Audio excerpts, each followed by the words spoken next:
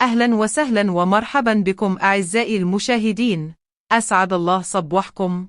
إن كنتم من متتبعي عالم المستديرة ومن عشاق المنتخبات الوطنية المغربية، ستجدون كل التفاصيل التي تبحثون عنها بشأن مباراة المنتخب المغربي ونظيره منتخب زامبيا.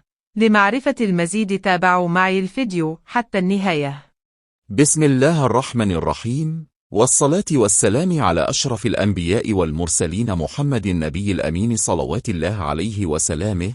سيواجه المنتخب المغربي نظيره منتخب زامبيا في الجولة الثالثة من دور المجموعات في منافسات كأس إفريقيا للمحلين 2025، وذلك يوم الخميس 14 غشت. صافرة المباراة ستنطلق في حدود الساعة 2 بتوقيت جرينتش، 3 عصرا بتوقيت المغرب، الجزائر وتونس. ومن المنتظر أن تنقل هذه المباراة على شبكة قنوات بين سبورة القطرية والقناة المغربية الرياضية. وحظ موفق لمنتخبنا الوطني، ودمتم في أمان الله وحفظه، والسلام عليكم ورحمة الله وبركاته. إلى لقاء قادم بإذن الله.